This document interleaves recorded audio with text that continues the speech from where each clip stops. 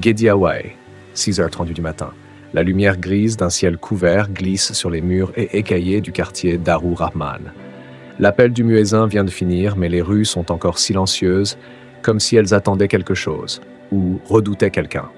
Fatouba, la trentaine fine et nerveuse, se tient debout dans le commissariat de l'unité 8, ses mains tremblant malgré sa posture droite. Elle ne pleure pas, elle ne crie pas, elle affirme. Mon fils a disparu. Le commandant Souleymane Diallo la regarde sans expression. Il a vu passer toutes sortes de gens, des menteurs, des manipulateurs, des égarés. Mais cette femme, elle est différente, trop calme, trop sûre. Et ses yeux comme deux couteaux plantés dans le vide. « Quel âge a-t-il » demande-t-il. « 7 ans. Il s'appelle Malik. » Depuis combien de temps il a disparu ? Depuis hier matin. Il n'est pas revenu de l'école. Silence. Souleymane tape les infos dans le système, mais au moment de chercher Malik Ba, rien. Aucun élève enregistré à son école, aucun certificat de naissance, aucun registre médical. Le commandant lève lentement les yeux. « Madame Ba, vous êtes sûre que votre fils a été scolarisé ?» « Je l'ai accompagné moi-même à l'école Ibrahima Fall. Tous les matins, demandez à la directrice. » Souleymane envoie 2 agents vérifier. À l'école Ibrahima Fall, 7h12. La directrice est catégorique. Aucun élève du nom de Malik Ba. Et cette femme, jamais vue. Mais un agent de nettoyage, vieux et édenté, approche timidement. « Commandant, je crois avoir vu un petit garçon qui attendait seul souvent près du portail. Mais je suis pas sûr. Il parlait à personne, comme un enfant, flou. » Souleymane fronce les sourcils. Il déteste ce genre de phrase. Chez Fatou, dans un petit appartement à la peinture décrépie, Fatou montre la chambre de son fils. Des jouets, un petit lit bien fait, des dessins d'enfants punaisés au mur. Mais dans les photos de famille, rien. Ni dans les documents, ni dans les albums, ni même dans son téléphone. Aucun signe de Malik. Comme si quelqu'un avait effacé son existence avec une précision terrifiante. Mais Fatou insiste. « Vous croyez que je suis folle, commandant ? Que je l'ai inventé ? Il dort ici, il rit ici, il mange ici. Hier encore, il m'a demandé du jus de bissap. Vous entendez ?» Elle se met à hurler. Pas de douleur. De rage, comme si elle se battait contre quelque chose d'invisible. Le soir, 23h21, dans un rêve, dans 3 coins différents du pays, 3 enfants à Saint-Louis, Ziguinchor, Tambacounda s'endorment et tous rêvent d'un garçon maigre, au regard profond, debout dans une pièce, leur dit à tous la même chose. « Je suis là, mais personne ne veut me voir. » Gediaway, lendemain matin, 7h14. Le commandant Souleymane Diallo n'a pas dormi. Il fixe son écran hypnotisé par la fiche vide de Malik Ba. Aucune trace, aucun registre. Et pourtant, l'appartement existe. Les jouets existent. Le lit est chaud. Ce matin-là, il reçoit un appel inattendu. Commandant, ici, le commissariat de Saint-Louis, on a reçu une plainte bizarre. 3 enfants d'un même quartier ont fait le même cauchemar cette nuit. Ils ont vu un garçon qui disait « Je suis là, mais personne ne veut me voir ». Souleymane ne répond pas tout de suite. Il ressent une pression glaciale le long de sa nuque, le même mot, la même phrase, une voix venue d'un rêve. Collectif. Envoyez-moi les témoignages. Tout. Maintenant. Tivaouane Peul, 08h39. Le rêve persiste. Hassan, 10 ans, est enfermé dans le silence depuis son rêve. Il ne parle pas. Il dessine. Sur son cahier d'écolier, un garçon debout, tout en noir, les yeux blancs, derrière lui une porte entr'ouverte, derrière la porte un océan d'ombre et au-dessus une phrase écrite maladroitement « C'est lui qui pleure quand on oublie ». Sa mère regarde le dessin, tremble puis l'arrache. Mais il recommence. Encore. Encore, comme si le rêve voulait sortir. Chez Fatouba, 11h10. Une présence. Fatou est assise seule. Elle ne pleure plus. Elle parle à voix basse. « Tu es là, hein ? Tu m'entends, n'est-ce pas ?» Et dans l'air, une ombre tremble près de la fenêtre. Pas un fantôme. Un souvenir qui refuse de mourir. Elle se lève brusquement, attrape une boîte sous le lit. À l'intérieur, un petit pull rouge taché de terre. Une cuillère avec un nom gravé « Malik Ba ». Une dent de lait, des objets, mais aucune preuve qu'ils viennent d'un enfant vivant. Commissariat, 15h06, une alerte étrange. Un médecin légiste appelle le bureau de Diallo. Commandant, on a une chose bizarre, un ancien rapport d'autopsie d'un garçon de 7 ans mort en 2017.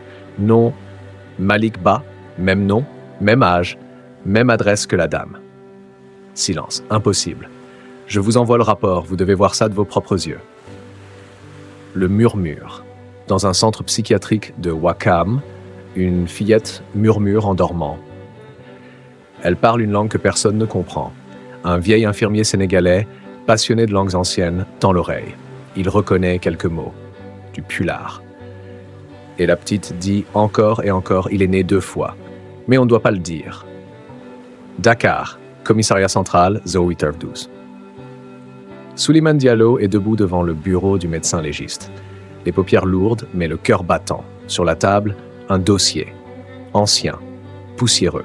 La couverture est froissée, délavée, datée du 14 juin 2017. Nom du défunt Malik Baj, 7 ans. Cause du décès, noyade dans un canal à Yoff. Souleymane lit en silence. Il a la gorge sèche. Il tourne la page suivante. Une photo d'autopsie. Et là, son cœur se fige. C'est lui. Le même visage que celui que les enfants ont décrit, le même que celui que la femme dessine encore et encore dans son carnet. Cheveux courts, un œil légèrement plus petit que l'autre. Une cicatrice sur le menton, mais surtout le même pull rouge, le même que celui retrouvé sous le lit de Fatou. Même tache brune, même couture arrachée, impossible à falsifier. Et pourtant, ce garçon est mort il y a 8 ans. Souleymane recule d'un pas, comme s'il venait de voir un spectre. Ce n'est pas possible. Le médecin légiste secoue la tête. Je l'ai autopsié moi-même, commandant. Ce garçon est mort. Souleymane murmure. Alors pourquoi une femme dit qu'il est vivant? Pourquoi des enfants rêvent encore de lui toutes les nuits? Quartier Kariala. Fatouba est suivie discrètement par une équipe du commissariat. Depuis le dépôt de plainte, elle n'a contacté personne. Elle ne sort que rarement. Et pourtant, ce matin, elle a pris un taxi clando. Direction une vieille maison fermée au fond d'une ruelle poussiéreuse. Elle toque 3 fois. Une femme ouvre, vieille. Dreadlock, blanche, regard perçant. Je t'avais dit de ne plus revenir. Il est revenu. Silence. La vieille s'écarte. À l'intérieur, des murs remplis de symboles, des bocaux pleins d'objets étranges, des photos déchirées, et dans un coin, une tablette brisée. Fatou tend la boîte contenant les objets de Malik. La vieille les prend un à un, elle les pose sur un drap noir, puis elle allume une bougie, ferme les yeux et dit « Ce n'est pas un esprit, c'est une mémoire restée coincée. » Fatou ne comprend pas. Elle serre les poings. Il est en train de pousser dans l'esprit des vivants. Il revient par les rêves, par les failles, parce qu'on l'a oublié trop vite, parce qu'on a menti sur sa mort. Quelqu'un l'a laissé mourir, et c'était pas un accident, dans un village près de Kaolack, Katankra. Le petit Fallou dort à l'ombre d'un baobab. Son grand frère le réveille. « T'as encore fait le cauchemar ?» Fallou, blême, hoche la tête. Il m'a dit que demain il ne sera plus seul, qu'il va emmener quelqu'un avec lui, un autre enfant. Son frère le regarde, inquiet. « Qui ?» Fallou répond d'une voix qui ne lui ressemble pas. « Celui qui doute, celui qui cherche trop. Il a les yeux d'adulte, mais il rêve comme un enfant. » Bureau de Souleymane Diallo, 18-2. Le commandant relit encore le rapport. Et soudain, un détail le frappe. La signature du médecin légiste de 2017, ce n'est pas celle de l'homme qu'il a vu ce matin. Il prend son téléphone, appelle les archives. Le docteur Ndiaye, qui a signé l'autopsie de 2017, il est encore en poste? Réponse glaciale. Le docteur Ndiaye est décédé en 2018, commandant. Son bureau a été vidé l'année suivante. Alors qui lui a parlé ce matin? Avec un dossier qui ne devrait plus exister, minuit quelque part à Dakar. Une caméra de surveillance capte une silhouette d'enfant marchant seul en plein centre-ville. Il avance sans peur, sans but. Il lève la tête et fixe la caméra. Ses yeux brillent. Pas de reflet, pas d'émotion. Puis il sourit et disparaît. Guédiawaye, minuit passé. Dans l'appartement de Fatou, l'ampoule au plafond grésille. La nuit est lourde, chargée, comme si l'air retenait son souffle. Fatou est assise sur le sol, en tailleur, le carnet de dessin de Malik posé devant elle. Elle tourne les pages, une à une, lentement. Chaque page montre un moment de vie. Elle et lui au marché, lui dessinant sous l'arbre, lui souriant à l'entrée de l'école. Mais ce qu'elle remarque pour la première fois, c'est l'ombre, toujours présente, derrière lui, discrète, mais là, un visage flou, un regard, quelqu'un ou quelque chose qui l'accompagnait. Fatou se lève d'un bond, attrape son téléphone, appelle. Commandant, je crois que quelqu'un d'autre le voyait. Quelqu'un qu'on ne regarde jamais. Commissariat central. Suleiman n'arrive pas à dormir. Il relit encore l'ancien rapport d'autopsie, puis décide de vérifier une dernière chose. Le nom du signataire, Dr Ndiaye, celui qu'il a vu le matin même. Il appelle un ancien collègue des archives judiciaires. « Yoro, t'as connu le Dr Ndiaye ?» Évidemment. Il bossait au CHU, Fan. Il est mort il y a 6 ans. Accident de voiture, mais bizarrement, aucune trace de ses notes officielles, comme si on les avait effacées. Suleiman pose son téléphone, inspire. Effacé. Rufis 704, le retour d'une sœur oubliée. Une femme apparaît. Oumouba, sœur aînée de Fatou, disparue depuis plus de 10 ans. Elle débarque à l'aube, le visage dur, les habits couverts de poussière, comme si elle marchait depuis longtemps. Très longtemps. Ah, il faut que tu arrêtes. De quoi tu parles, répond Fatou. De parler de lui, de le faire revenir, il était censé être oublié. C'était le seul moyen. Fatou recule. Tu le savais? Oumou baisse les yeux, puis avoue d'une voix cassée. C'était pas un enfant comme les autres, Fatou. Tu l'as oublié, mais moi non. Tu l'as mis au monde et tu l'as abandonné. Flashback. 7 ans plus tôt. Une maternité privée. Une nuit d'orage. Fatou accouche prématurément, seule. L'enfant ne pleure pas. Les sages-femmes échangent un regard. Quelque chose ne va pas. Ses yeux, c'est pas normal. Ils ne nous regardent pas, ils nous traversent. Le médecin sort de la pièce en panique. On appelle quelqu'un, un homme bien habillé, costume, lunettes noires, sourire poli. Il prend des notes, pose des questions étranges. A-t-elle eu des rêves récurrents pendant la grossesse? Le père était-il présent lors de la conception? Le lendemain, l'enfant est déclaré mort-né. Mais Fatou le ramène chez elle, en secret, parce qu'elle sait, parce qu'il respirait encore. Retour au présent, 10h45. Un vieil enregistreur est retrouvé dans une boîte. Suleiman le fait restaurer par un technicien. À l'intérieur, une seule bande audio, datée du 12 juin 2017, 2 jours avant la mort de Malik. Une voix d'enfant. Malik. Je ne veux plus aller dans l'eau. L'homme au chapeau me regarde tout le temps. Il dit que je dois oublier maman, que je dois redevenir personne. Puis une autre voix. Grave, froide. Tu n'es pas réel, tu es un outil. Et quand les outils ont fini de servir, on les range. Suleiman coupe la bande, se lève lentement. Quelqu'un a parlé à cet enfant. Quelqu'un l'a programmé pour disparaître. Et il parle encore, il parle encore. Dans le rêve d'un enfant cette nuit-là, une fillette de Mbour rêve. Elle entre dans une pièce blanche, il est là, Malik, mais cette fois il n'est pas seul. Derrière lui, une centaine d'autres enfants, muets, figés, l'air dû. Malik se tourne vers elle. Ils m'ont effacé, comme les autres, mais on revient, un par un, ceux qu'on a oubliés deviennent les plus dangereux. Puis il s'approche. Dis à ta mère que bientôt on va frapper à sa porte. Le commandant Suleiman Diallo est en sueur. Il vient de se réveiller en sursaut. Il ne se souvient pas du rêve, mais ses draps sont trempés. Et dans sa paume, une trace noire, un symbole qu'il n'a jamais vu. Il se lève, va se passer de l'eau sur le visage. Dans le miroir, quelque chose cloche. Son reflet est figé. Mais lui, il bouge. Et pendant une fraction de seconde, son reflet lui sourit. Pas un sourire humain, un sourire connaissant. Commune de Keur-Massar 0738, un couple signale la disparition de leur enfant de 9 ans. Rien d'étrange à première vue, mais la mère ajoute un détail glacial. Il avait parlé d'un garçon qui voulait lui montrer un endroit que personne ne connaît, un mur qu'on peut traverser. Suleiman, déjà sur place, demande à voir la chambre. Au mur, un dessin. Un mur fendu en deux avec une silhouette d'enfant au milieu. Autour, des noms d'enfants oubliés. Et au centre, Malik, écrit en lettres rouges, mais pas au stylo. Au sang. Chez Fatou, même matinée. Fatou tremble. Elle ne dort plus. Oumou, sa sœur, reste avec elle, silencieuse. Sur la table, les objets de Malik. Il change.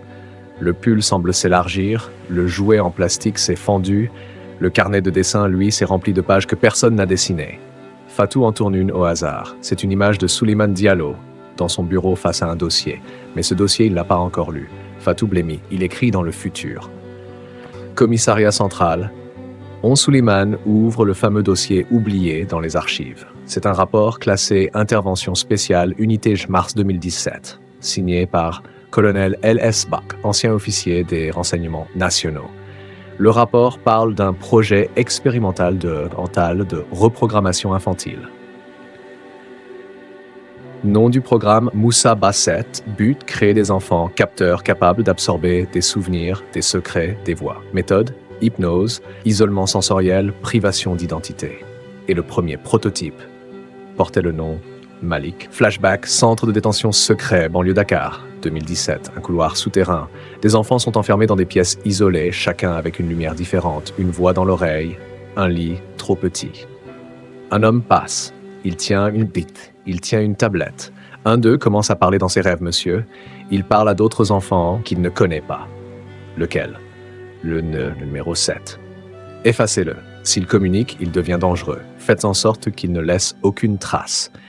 Et dans une cellule, Malik entend tout. Dakar, présent. Suleiman confronte un ancien collègue du renseignement, maintenant à la retraite. Dis-moi la vérité, Samba. Est-ce qu'on a sacrifié des enfants pour un projet de sécurité? Samba fume lentement. Il ne nie pas. Il regarde l'horizon. On ne les a pas sacrifiés, Diallo. On les a utilisés. Mais certains ont refusé d'oublier. Et Malik, c'était un miroir. Il reflétait ce qu'on cachait. Il est mort avec nos mensonges, mais il revient avec nos visages. Cette nuit-là, l'enfant du miroir.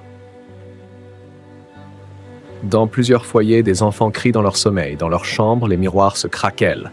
Certains éclatent. Et dans les morceaux brisés, le visage de Malik. Mais pas un visage triste, un visage en colère. Dans un enregistrement vidéo pris par hasard par une babycam, on entend un enfant murmurer « Si vous m'avez oublié, alors vous m'avez que chapitre ». Une voix au téléphone. À 2h03 du matin, Fatou reçoit un appel. Numéro inconnu. Elle décroche. Silence. Puis une voix douce. Un souffle. « Maman, j'ai trouvé le mur. Mais de l'autre côté, il y a des gens qui ne dorment jamais. Tu veux que je vienne te chercher ?» 04h51 du matin. Le vieux Ndiaga, veilleur de nuit d'un marché désaffecté, n'est pas du genre à croire aux histoires. Mais cette nuit-là, alors qu'il ferme les grilles rouillées de l'ancien hangar à poissons, il entend des pas d'enfants. Nus, lent, régulier. Il se retourne. Rien. Il referme le cadenas, puis un souffle derrière lui. Tu dors les yeux ouverts, vieux. Ndiaga se fige. Lentement, il tourne l'aide et le voit. Un enfant, tout seul. Silhouette fine, visage calme, yeux trop vides. Et ce qui glace Ndiaga, ce n'est pas sa présence, c'est qu'il se souvient de lui. Il l'a vu, il y a 8 ans. C'était un jour d'inondation. On avait retrouvé le corps d'un garçon dans un caniveau du quartier. Les pompiers avaient parlé d'un accident, mais le vieux Ndiaga l'avait vu bouger dans la bâche. Juste un instant. Un tressaillement, et on lui avait dit de se taire. Mais maintenant, il est là. Et il n'a pas grandi. Commissariat central, 10h12. Suleiman Diallo a convoqué un ancien agent spécial, Alpha Sow. C'était lui, selon les archives, qui avait supervisé la neutralisation de l'unité Moussa Basset. Le vieil agent arrive, dos droit, costume noir, regard éteint. Je ne voulais plus parler de ça, il est revenu, Sow. Un long silence. Alors c'est trop tard. Suleiman tape du poing sur la table. Qu'est-ce qu'il est? Pas un esprit, pas juste un enfant, pas un souvenir. Alors dis-moi. Alpha Sow fixe un point vide. C'était un écho. Voilà ce qu'il disait. Un écho du vide, un être sans racines, capable de s'attacher à ce qu'il entend, de copier ce qu'il touche, et surtout de survivre dans les souvenirs des autres. On a cru l'enterrer, mais on ne peut pas enterrer ce qu'on n'a jamais vraiment nommé. Chez Fatou, 13h39. Fatou décide de ne plus fuir. Elle sort une dernière photo, une vieille photo déchirée qu'elle n'avait jamais osé regarder. On y voit elle-même enceinte devant une clinique. Mais un taille la fait frissonner. Dans l'ombre derrière elle, Malik est déjà là, debout à côté d'elle, alors qu'il n'est pas encore né. Oumou, sa sœur, la supplie de tout brûler. Mais Fatou refuse. Elle prépare un petit sac. Elle prend le carnet de dessin, la cuillère, le pull rouge et une lettre, écrite à la main. « Si tu reviens, alors faisons le bien. Plus de cachettes, plus de mensonges. Je t'attends. » Ministère de l'Intérieur, Bureau des Archives oubliées, 16h. Suleiman s'infiltre dans une section restreinte du ministère. Il utilise un ancien code, falsifie un badge. Et dans une pièce sans fenêtre, il trouve un document classé NIV 5 indésirable. Un seul mot sur la couverture, rémanent. À l'intérieur, un passage. Certains enfants, après des traumas extrêmes, développent une mémoire collective. Ils survivent à travers les souvenirs partagés. Si trop de gens pensent à eux au même moment, ils peuvent revenir. Suleiman ferme le dossier, respire lentement et comprend. Plus on parle de Malik, plus il devient réel. Et maintenant, il est partout. Le vieux Ndiaga est retrouvé mort, assis sur sa chaise de veilleur, regard figé vers l'horizon. Ses yeux sont ouverts, ses lèvres sourient, et dans sa main, serré entre ses doigts secs, un dessin, un enfant, en rouge, assis sur les marches d'un marché vide, avec une phrase « Maintenant, il m'a vu ». Dans un hôpital de Ziguinchor, une infirmière fait sa ronde. Elle entre dans une chambre vide, mais sur le lit, elle trouve quelque chose. Un carnet de dessins, et dessus, des visages. Des dizaines d'enfants, et au milieu, un visage qu'elle reconnaît. Sa propre fille, morte il y a 3 ans. Et tout en bas du carnet, une question écrite d'une écriture tremblante. « Est-ce que tu penses encore à moi ? Alors, je suis là. » Désert de Sangalkam, 03h02 du matin. Un vent sec balaie les dunes noires d'un terrain militaire désaffecté. Fatou avance seul, guidé par la vieille carte dessinée dans le carnet de Malik. Au milieu de rien, un portail rouillé. Derrière, un vieux bâtiment enterré. Pas de lumière, pas de son. Juste une phrase gravée à moitié sur le béton. Ceux qu'on a effacés nous regardent encore. Fatou s'approche, la porte est entr'ouverte. Elle entre. À l'intérieur, silence mort. Des couloirs vides. Des lumières cassées sur les murs, des noms d'enfants gravés à l'ongle. Des centaines. Et un symbole qu'elle commence à reconnaître. Un cercle brisé, traversé d'un éclair, celui qu'elle a vu dans ses rêves, sur le pull de Malik, dans les dessins. Chaque pas réveille la poussière du mensonge. Des chambres minuscules, des jouets brisés, des lits métalliques sans matelas. Et dans une pièce, elle trouve la caméra. L'archive interdite.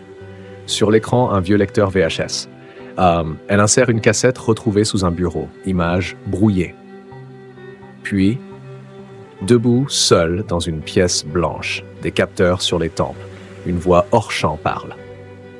Jour 72, le sujet commence à créer ses propres souvenirs. Nous pensions le contrôler, mais il contrôle le récit. Il se raconte, il modifie les tests.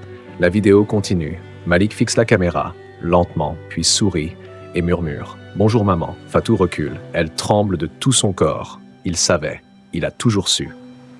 Dakar, commissariat. 0847, Suleiman est face au mur. Chaque piste mène au néant. Chaque nom qu'il prononce semble disparaître des fichiers informatiques. Et pire encore, il commence à oublier. Il cherche le nom de l'école où Malik était inscrit. Impossible de s'en souvenir. Il ne sait plus depuis combien de jours l'affaire a commencé. Même les visages des témoins se brouillent dans son esprit. Il s'enferme dans son bureau. Sur son miroir, écrit avec un marqueur noir « Si tu oublies, tu lui donnes du pouvoir ». Un appel venu du passé. Son téléphone sonne. Numéro inconnu. Il hésite. Puis « Commandant Diallo. Qui êtes-vous » ? « Je suis celle qui a tout classé. J'étais psychologue pour le programme BA7. Dites-moi où il est. » Il n'est pas quelque part. Il est partout où on l'a caché. Chaque recoin de mémoire, chaque cauchemar d'enfant, chaque silence. Et maintenant, c'est trop tard. Suleiman ferme les yeux. Il a compris. Malik est devenu mémoire collective. Un être fait de silence, de douleurs étouffées, de secrets non partagés. Fatou, descendre. Une trappe au fond du couloir mène à un étage inférieur. Fatou y descend. Elle entend un souffle. Pas mécanique, pas humain. Elle ouvre une dernière porte. Et là, dans la pénombre, des enfants. Assis, alignés, muets. Ils n'ont pas grandi. Ils ont eu les yeux ouverts depuis des années, mais aucun ne parle, sauf Luik, debout, vivace, entier. Fatou s'approche, tremblante. « Pourquoi tu n'as jamais crié ?» « Parce qu'ici, maman, les cris n'étaient pas entendus. » Il lui tend un carnet jamais vu. Couverture noire, aucun mot. Elle l'ouvre, page après page, des souvenirs qu'elle ne reconnaît pas. Mais pourtant, elle les ressent. La mer, le sable, un homme. Un cri. Un abandon, des morceaux de son passé qu'on lui a volés. Et à la dernière page, un message manuscrit. « Si tu me veux, souviens-toi de tout, même de ce qui fait mal. » Malik s'approche d'elle. « Je peux rentrer, mais si je rentre, je ne serai plus jamais comme avant. » Fatou lève les yeux en larmes. « Tu n'as jamais été comme les autres. » Et ensemble, ils remontent l'escalier, mais derrière eux, les autres enfants se lèvent. Un à un, silencieusement. comme s'ils attendaient que le monde se souvienne d'eux aussi. Dakar, 07h18, rond-point Liberté. La circulation est dense. Taxi klaxonne, vendeurs à la sauvette harcèlent les passants. Tout semble normal jusqu'à ce qu'un policier signale par radio « Contrôle visuel, j'ai un cas étrange ». Au bord du trottoir, un enfant est immobile, petit, pieds nus, t-shirt rouge trop grand. Il regarde les voitures passer, sans expression. Quand l'agent l'approche, « Tu es perdu, petit ?» L'enfant le fixe, puis répond d'une voix monotone, « Je suis déjà arrivé ». Le policier recule instinctivement. Ses collègues rien. C'est encore un talibé en transe, mais quand ils veulent l'emmener, l'enfant disparaît, sous les caméras, sous les yeux de tous, comme un souvenir qu'on n'a pas voulu garder. Chez Fatou, 08h02, le retour. Elle est rentrée, avec Malik. Il ne parle pas. Il observe. Tout semble identique dans l'appartement sauf l'atmosphère. La lumière ne rentre plus comme avant. Les ombres sont plus longues. Et les murs semblent écouter. Oumou, la sœur, refuse d'y croire. C'est une illusion. Ce n'est pas lui. Fatou, calme. Alors regarde-le dans les yeux et dis ça. Oumou s'exécute et fond en larmes, car dans les yeux de Malik, il y a leur enfance entière. Les jeux, le drap tendu dans la cour, les cris du père, tout est revenu. Tout ce qu'elles ont refoulé. Le phénomène s'amplifie dans tout le pays. Les signalements se multiplient. À Thiès, une enseignante s'évanouit après avoir vu une fillette absente depuis 10 ans assise à son bureau. À Kaolack, un chauffeur de bus jure avoir croisé un garçon qui ressemblait à son fils mort-né. Les enfants n'agissent pas, ils apparaissent, regardent, et parfois parlent d'événements que personne ne leur a racontés. Le déni collectif, à la télévision, un porte-parole du gouvernement s'exprime. Les vidéos virales sont des montages. Aucune preuve ne confirme le retour d'enfants disparus. Ne cédez pas à la psychose collective. Mais dans les rues, les regards changent. Les mères sentent un poids nouveau dans leur maison. Les écoles voient des cahiers griffonnés de noms jamais inscrits. Les rêves deviennent lourds. Et chaque miroir devient une fenêtre fragile. L'homme qui ne dort plus. Le commandant vit reclus dans son bureau. Il a tout noté, tout tracé. Mais chaque nuit, ses papiers sont déplacés, réécrits. Une main inconnue ajoute des phrases qu'il ne reconnaît pas, mais qu'il ressent profondément. L'oubli est une cicatrice mal recousue. Il suffit d'un souvenir partagé pour ranimer la flamme. Tu n'as pas juste enquêté, tu as ouvert la porte. Un enfant parle, à Pikine. Dans une ruelle poussiéreuse, un garçon apparaît dans une cour. Il s'assoit devant un vieillard aveugle et commence à chanter. Une berceuse que l'homme reconnaît aussitôt. Mafale, Mafale, Yaolanan si Samandox. Les voisins accourent, le vieillard pleure. C'est la chanson de ma fille, morte enceinte. Personne ne l'a jamais chantée. L'enfant le regarde, puis disparaît dans la poussière, ne laissant qu'un coquillage. Et un prénom écrit dans la terre. Une décision irréversible. Fatou, seul dans sa chambre, parle enfin à Malik. « Tu veux rester ici ?» Malik ne répond pas tout de suite. Puis, doucement, « Pas moi. Les autres, ils veulent être vus. Mais tu sais ce que ça veut dire, n'est-ce pas? Si on revient trop haut, les autres tomberont. » Quels autres? Ceux qui vivent dans le mensonge, ceux qui détestent se souvenir, ceux qui ont besoin que le passé n'existe pas. Un silence. Si tu me laisses rester, maman, le monde ne sera plus jamais silencieux. Dakar, une étrange rumeur circule à travers les radios, les téléphones, les groupes WhatsApp. Ils arrivent. Pas un cri de panique, pas une alerte officielle, juste ces mots, ils arrivent.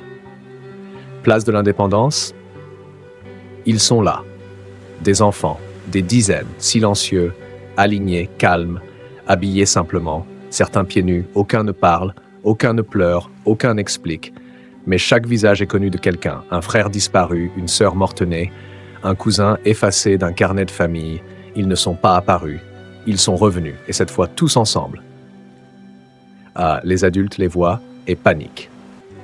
Une vendeuse de fruits reconnaît une fille disparue en 2015. Elle s'évanouit. Un chauffeur de clando freine brusquement en voyant son propre fils mort dans un accident marcher vers lui. Ce n'est pas possible. Il est enterré à Yoff, mais l'enfant s'approche, pose sa main sur la vitre et dit calmement « Tu ne m'as jamais vraiment pleuré, c'est pour ça que je suis revenu. » Les médias réagissent, 08h40. Les télévisions coupent leurs programmes, les chaînes d'État parlent de délire collectif, les présentateurs privés parlent de miracles surnaturels. Mais ce que les caméras montrent, en direct, ce sont des enfants immobiles, debout au milieu de la ville, pendant que les adultes s'affolent. Et à midi, partout dans le pays, ils sont des milliers. Et tous disent la même chose. Nous ne sommes pas des morts, nous sommes des souvenirs refoulés. Souleymane Diallo, l'homme face au choix. Dans son bureau, Souleymane regarde les écrans de surveillance. Il voit des villes s'arrêter, des marchés vides, des mosquées silencieuses, des prières à voix basse. Le peuple doute. Et lui, l'homme de dossier, de preuves, d'ordre, il tient dans sa main un rapport, un document qu'il a le droit de publier. Un rapport complet sur le projet Moussa Ba 7, les enfants utilisés, les centres fermés, les morts camouflés, les familles payées pour se taire. Mais en le publiant, il mettra le feu à tout. À l'État, à la mémoire du pays, à la réalité telle qu'on l'a connue. Il appelle Fatou. Si je parle, ils vont me faire taire. Fatou au bout du fil, alors parle fort. Chez Fatou, Malik regarde la télévision, il ne dit rien. Puis tourne lentement la tête vers sa mère. Ils veulent qu'on disparaisse encore, qu'on devienne des chiffres, des regrets vagues. Mais on ne les laissera pas. Tu sais ce qu'il faut faire. Fatou hoche la tête, elle allume son téléphone, ouvre une appli de live et commence à raconter tout. Depuis la naissance, le centre souterrain, les jours sans lumière, l'effacement et le retour. En moins de 20 minutes, elle devient virale. 14h15, la ville de Saint-Louis se fige. Dans le nord du pays, un événement glacial survient. Toute la ville s'arrête. Les voitures, les bus, les commerces, tout s'immobilise. Parce qu'un enfant marche lentement au milieu du pont Faidherbe. Un garçon noir, maigre, les yeux grands ouverts. Et sur ses bras, les noms d'enfants écrits au marqueur. Des noms que la population reconnaît, des noms de disparus. Le soir, 18h50, une foule commence à se rassembler place de l'Obélisque. Ce ne sont pas des manifestants, ce sont des familles, des anciens, des mères, des enfants qui pleurent sans comprendre pourquoi. Et au centre de la foule, Malik, debout, silencieux, regardant le ciel. Puis il lève une pancarte, une seule phrase, écrite à la main. Ce pays n'a pas oublié, il a simplement fait semblant. Dakar, 05h17 du matin. Le ciel est bas, gris, humide, une pluie fine commence à tomber, comme pour calmer un feu que l'on sait imminent. Dans le quartier administratif, les rues sont vides, mais dans les têtes, tout est en marche. Souleymane Diallo, le commandant devenu le porteur d'une vérité trop lourde, est convoqué ce matin devant la commission Vérité et Réconciliation. Salle 12, niveau 2 du palais de justice, 3 juges, aucune caméra, mais des micros. Et dehors, devant le bâtiment, des centaines de personnes, avec des pancartes. Des photos d'enfants, des noms, et un slogan murmuré comme une prière, « Dis-le, même si tu tombes ». 08 heures. Face à la commission. Le président de la commission ajuste ses lunettes. « Commandant Diallo, vous êtes ici pour déposer sous serment sur les événements liés aux apparitions dites fantomatiques, aux enfants prétendument revenus d'entre les morts. » Souleymane ne répond pas. Il fixe ses mains. Elle tremble à peine. Mais elle tremble. Avez-vous une déclaration? Souleymane se lève, sort un dossier de sa veste, le pose lentement devant lui. Ce que je vais dire n'est pas un témoignage, c'est une dette. Silence absolu. J'ai reçu des preuves, des aveux, des traces d'un programme mené dans le secret, dans le mensonge, dans la honte. On a utilisé des enfants, on les a dressés, manipulés, effacés, puis quand ils devenaient trop conscients, on les a abandonnés dans des trous, enterrés dans des registres brûlés. Il s'arrête, respire. Mais l'oubli n'est pas une tombe, et certains souvenirs, quand ils sont partagés par trop de cœurs, finissent par se relever. Les juges le regardent, pétrifiés. Je confirme. Malik Ba a existé. Il a été effacé, et aujourd'hui, il revient. Pas pour se venger, mais pour nous forcer à nous souvenir, à la télévision. Bien que la salle soit confidentielle, l'enregistrement fuit sur Internet. En 1 heure, le discours de Souleymane devient viral. Le pays entier regarde. Les mots se gravent sur les murs numériques du pays. L'oubli organisé est un crime lent. Les enfants ne sont pas des expériences. Le silence ne sauve jamais les innocents, il protège seulement les puissants.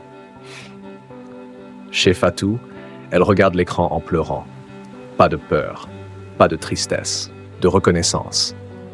Malik, lui, est calme. Il regarde les oiseaux voler derrière la fenêtre. Il a parlé. C'est assez. Et maintenant? Il se lève, s'approche d'elle et murmure. Maintenant on peut partir. Le monde sait. Mais elle le retient. Tu veux que je t'oublie à nouveau? Il sourit. Doucement. Non, je veux que tu te souviennes sans avoir mal. Et il disparaît. L'après, les jours qui suivent, les enfants ne reviennent plus. Les apparitions cessent. Mais les visages restent. Dans les rues, des fresques murales apparaissent. Dans les écoles, des élèves racontent des rêves. Mais cette fois, avec des fins heureuses. Des mères recommencent à parler de ceux qu'elles avaient perdus. Les archives sont rouvertes. Une loi est votée. Protection des mémoires traumatiques de l'enfance. Et Suleiman, il est suspendu. Menacé. Mais chaque jour, des gens déposent des fleurs devant sa maison. Des lettres, des carnets, des souvenirs. Épilogue. Un musée ouvre à Guédiawaye. Non, le pavillon des enfants qu'on n'a pas écouté. À l'entrée, un mur noir et une phrase gravée en or. Il ne voulait pas être cru, juste vu. Et dans un coin discret, un carnet est exposé, celui de Malik. À la dernière page, une phrase écrite en rouge. Tant que tu te souviens, je suis là, et je n'ai plus peur. Si cette histoire vous a plu, n'oubliez pas de vous abonner, liker et surtout, continuer l'aventure avec nous.